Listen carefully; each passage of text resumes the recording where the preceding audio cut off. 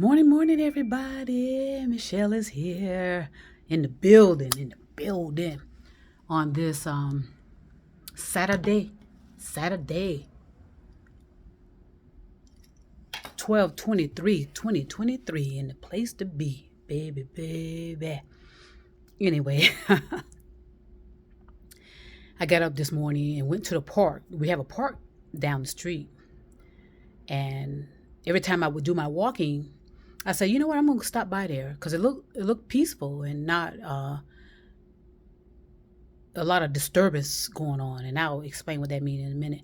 So I decided to get up, take a book with me, and go to the park and read a few chapters and just sit out there and contemplate, cultivate, enjoying the nice cool breeze out there, and just thinking and cultivating as I always do, like I said, and just kind of properly ruminating, because there is a proper way to ruminate. But unfortunately, because we're so badly out of control of good human nature, what does that mean? We're so extreme about activities and the facts of life, the facts of living and dying. The facts of living is the more where we're so extreme. We're so extreme when it comes to living. And what does that mean? Well, living and in this form of a human being and doing the things that I'm supposed to do, right?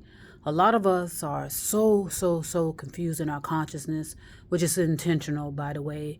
And that's why I want you to just be gentle with yourself and kind with yourself, because if you are experiencing some turmoil and just constant deja vu, always getting yourself in the same spot of situations, no matter where you move to, no matter what type of job you get, no matter if you divorce, if you marry, if you do this or that or the other, you find yourself always coming back to the same point of experiences that are swirling around. And then you ask yourself, God, why do I keep coming back to this? Why do I still have to deal with this? Why do I have to deal with that? That is a consciousness issue. And it's so important to, have someone like myself and others to help you resolve that, because that will, at some point, that's going to be spiraling. It's going to continue to swirl and swirl and swirl, spin and spin and spin, whatever. And you're going to be unreachable. You're going to be, just imagine there's something spinning, whether it's whatever, a physical object spinning, and you're doing your best to try to get into that. You're not going to be able to. That's similar to your consciousness. All the best efforts are not going to be able to reach you. Okay. So, when I went to the park, I was really surprised. It was very clean in that park. So it's being taken care of. And I think it's because of the restriction of the hours. You can only be in there during the day. So that keeps a lot of problems down, because, there were, as soon as I'm glad I found a bench, to sit on and be able to read. Soon other people started coming. Okay. Other people, homeless, unhomeless, people walking their dogs and this and that and the other. And of course, they're not picking up after their dogs, but that's been out of control for decades, because of we have overpopulated this planet with domesticated animals as well, where these animals are dependent on humans, to train them. Oh boy, which should have been the other way around, in my opinion. But okay, I'll stay away from that. But let me just say this. We love to control stuff anyway. We love to control animals, and we love controlling people. We love it. That's a passion for some sick, degenerate type people. They love to control people. And it's, like I said, it's become degenerate and deviant. Now, if it was something about advancement, that you want to help control certain factors of the of progress of technology, yeah, that would have been fantastic if others, prior to this, because this has been going on for I mean, I would say at least for all my lifetime, where it's always has been, and my parents, it always has been about controlling, and then you get the scientific minds, quote unquote, as they call themselves. They always want to go to the brain, so to speak. They want to know what is going on in our brains that create us as such, and how can they go in there and control it. Remember Frankenstein, remember Frankenstein, the movie, or it may be a myth or it may not be. Sometimes you can use myths to elevate your consciousness as well, because that allows you to expand your fantasy, expand your imagination, so you can consider things. It's like, wow, whoa, maybe that is possible. Once you suspend your ego, suspend your beliefs, suspend your faith, suspend your convictions, you'll be amazed what you will discover. And I suggest all of you do that. I'm going to help in certain realms with that. Once I start doing what I'm doing, you'll be surprised if you allow yourself to suspend all of that. Because when I say suspend it, it's there, like your ego. You can't get rid of your ego. And I hear a lot of people say, kill your ego. Okay, that's illogical, because that means you're killing what? That's something you developed. So you want to kill your development? All that's going to do is just set you back further and further. You need an ego. Okay, but your ego doesn't run your life. You, the human being, runs your life. Your ego is there to either protect you, support you. It's like an armor, a sort of kind of armor that you need to take on the world. That's why your ego is there, to help you, protect you. Sometimes it blocks you, sometimes it interferes. So that's why you, the human being, has to make sure you're cultivating yourself properly, developing properly. So yes, it was so nice to go out and sit in a park, because that's what I used to do anyway, throughout my adult life, is, just go to a park, sit there, relax, because we were introduced to doing that growing up. We used to go to parks for picnics. We had parks in our neighborhood where there was always sporting activities, football, baseball, basketball, everything was going on. I came from a lively community, a community of living, okay? Living with the good, the bad, and the ugly. And we all need that in order to cultivate properly and be able to develop into a genuine human being in the true sense. However, we are faced with this massive encasement of negativity, not to mention the interference of our energy, because everything's energy. Our thoughts are energy. And I told you a couple of times to imagine that you are standing in the middle of 1 million people. Okay, you're standing in the middle of 1 million people, and you can hear all their conversations. You can, you are almost connected to every activity that that's taking place within them. Now imagine that's what's happening to your consciousness. So imagine being in the middle of 1 million people, and you're looking for somebody. How are you going to be able to find them? You don't have a cell phone, you don't have nothing. How are you going to find somebody that you're looking for in the middle of 1 million people? You can also contemplate that and visualize that as your thoughts attempting to reconnect with your past lives. We got some stuff flying around in here. That you're attempting to communicate with your past lives. And when I say communicate, I'm not saying that you need to be attempting to interfere per se with your subconscious. Okay, that's very, very dangerous.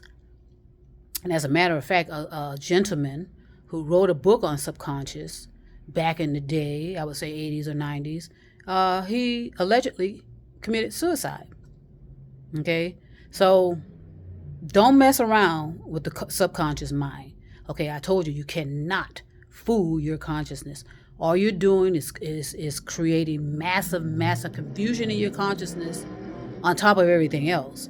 So imagine being in the middle of all of this chaos of a million people and their behaviors and their actions and their thoughts and behaviors. And, you are kind of like in the midst of all of that. And then you're attempting to find your way out of there.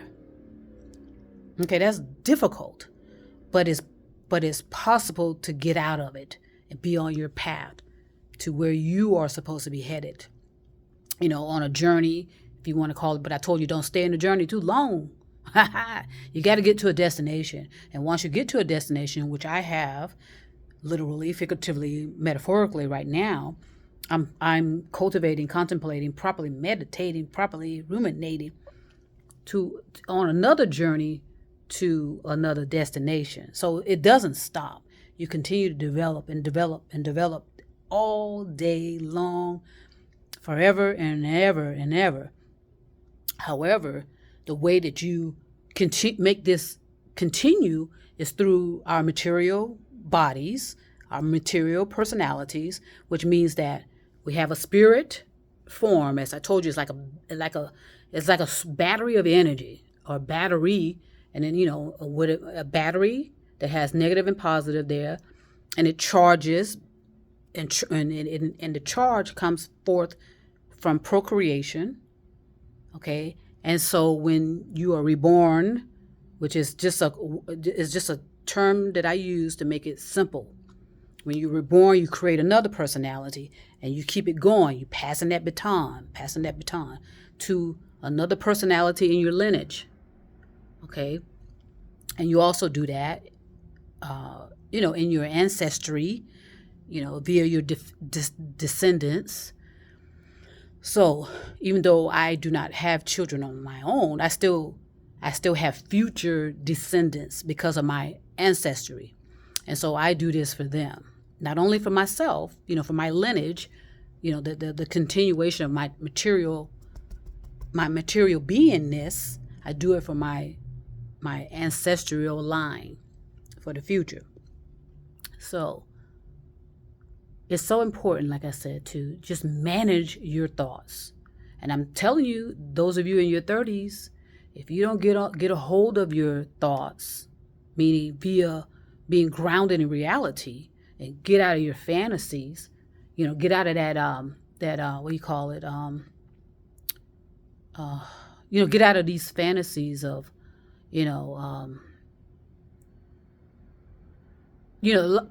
okay, from what I can understand from a lot of 30-year-olds and under,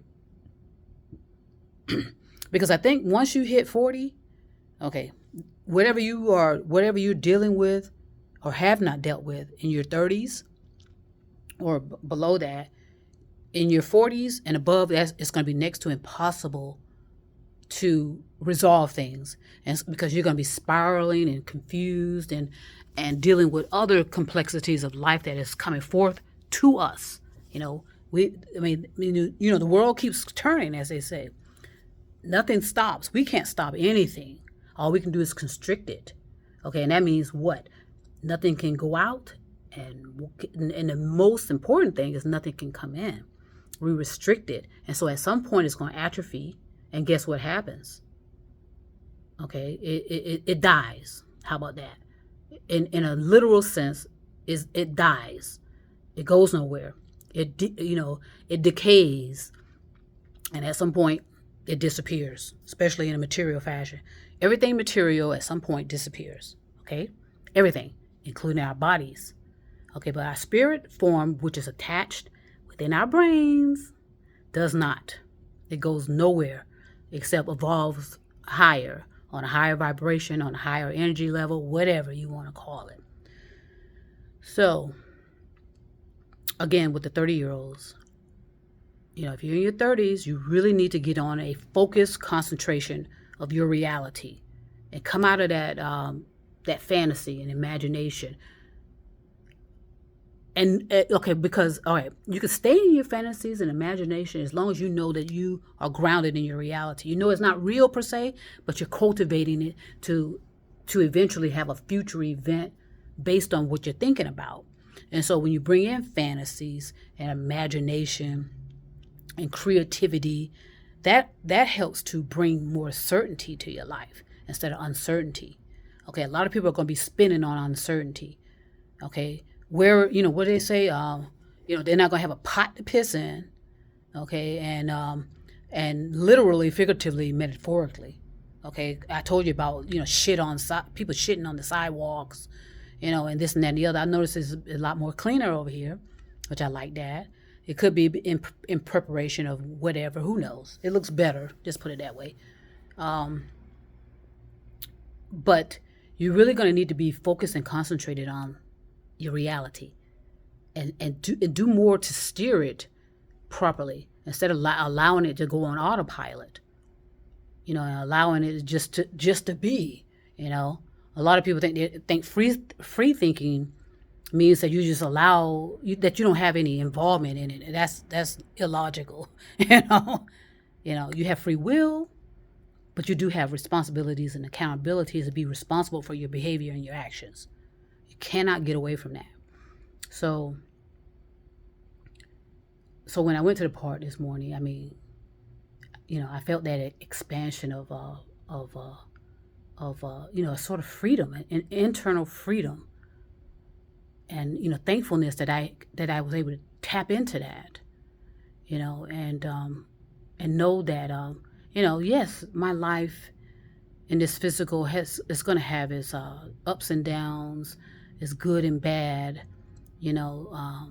some level of uncertainty, especially when you're dealing with human beings. When you're dealing with human beings, you're going to have uncertainty because we're all over the place. We're frailing all over the place in our thoughts. And a lot of people are just not in control of their thoughts. They're not managing their thoughts. So they're sending out mixed signals, and they don't realize that they're doing that. Kind of just sending out signals and just all over the place. And they don't believe that they're affecting other people, or they do not understand that they are affecting other people, and they are. You're affecting the whole environment, the whole universe with your thoughts because of that energy.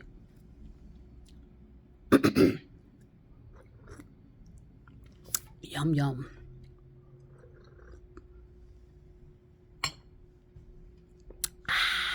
Baby. Of course, I'm snacking, of course, and drinking, of course. And then I'm going to go in here and have me something to eat. Baby. That's what I like to do. So I find joy in my life, regardless of the circumstances. My plate is filled just like everybody else with things I need to do. I had a great meeting with somebody yesterday about how I'm building a foundation of a literal foundation of ways to help people. And I had a great talk with this person. So I feel good about, let me just say this. The people that I am reaching out to, if I'm reaching out to you or you happen to come into my life, there's nothing, that's no coincidence, okay? There's no such thing as a coincidence, okay? It's cause and effect. There's nothing happening by chance. So if you happen to come into my universe, there's a reason for that. Trust me on that. You just didn't happen to, come into my my sphere, and it's vice versa. People just don't come into your sphere for no reason. Like I used to call it, in our capsules. A lot of us are in our space capsules. And then we allow certain people to come in there, and there's reasons to that, and it may not be. I know a bit about it, but I'm not gonna overwhelm anybody with that right now. It's irrelevant, really. My goal is to get a lot more people interested in something that they may not see, they may not hear, they may not sense and receive per se, but you actually are. You just have to advance your vision, advance your hearing, and advance your sensing and receiving, because it's there. I told you I gave you that, I think it was a metaphor or symbolically. You have a clear glass of water. You see me, you see me holding a clear glass of water, and you see me physically pouring in colors. But you look at the glass, and the colors do not the colors do not materialize. Now, you saw me pour the colors in there, so you know the colors are there. You just can't see it right now. That's evolution of the consciousness. You may not see it right now, but it's there. And so I'm going to help others to get there.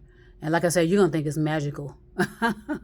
But it's actually genuinely what a human being does in true sense. It's just we became so extreme. We went too extreme to a deadliness. Our extremism is deadly.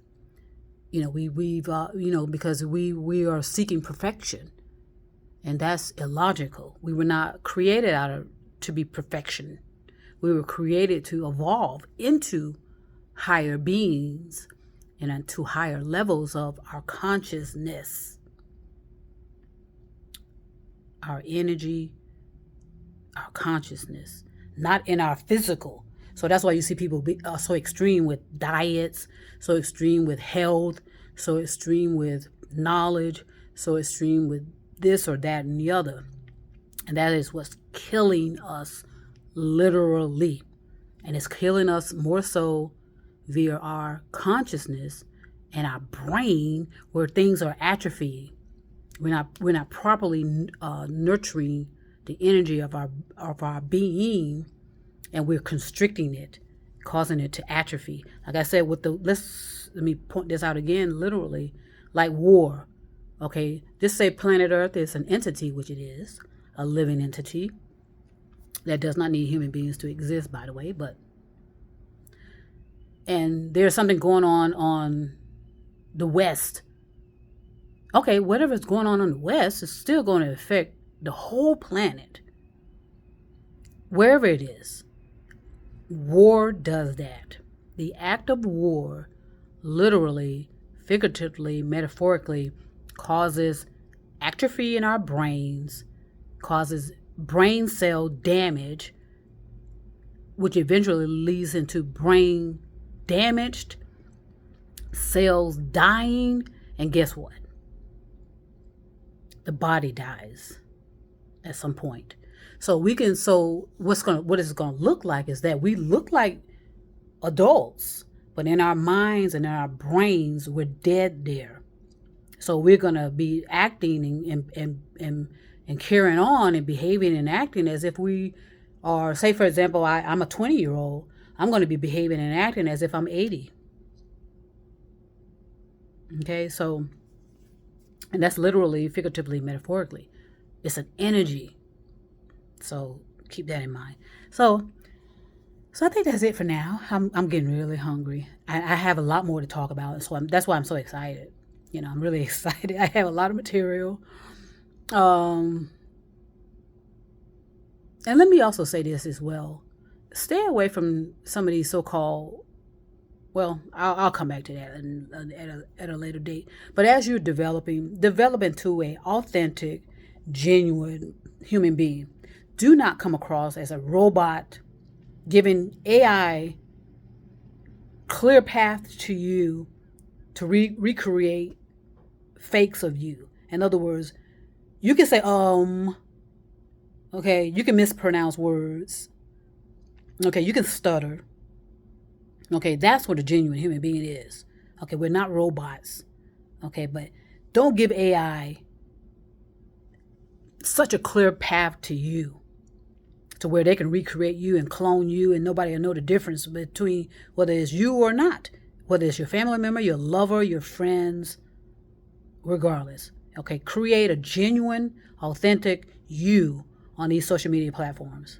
Okay, so if somebody tells you, don't say okay, say, well, say honey. Say whatever you want. Make yourself stick out to who you are, so people that know you will recognize who you are if they attempt to deep fake you or use AI technology, because they will.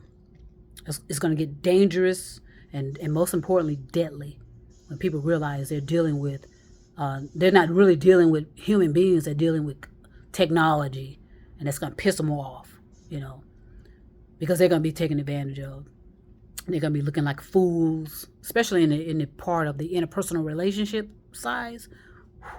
Okay. So anyway, I'm Yeah, I'm looking at the mountains in the distance there, and something, I know they're working up there, doing something, you know,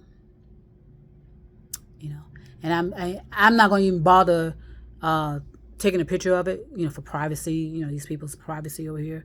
But it's obviously it's going to change. So, like I said, pay attention to the mountains in your area. Take pictures if you want to, and look at it a year from now, 5 years from now, 10 years from now, and chances are it's going to be disappeared and gone. Okay, I told you the palm trees are done. A lot of people dispute me. They're done. Yep, they're done. It's because of this climate destruction.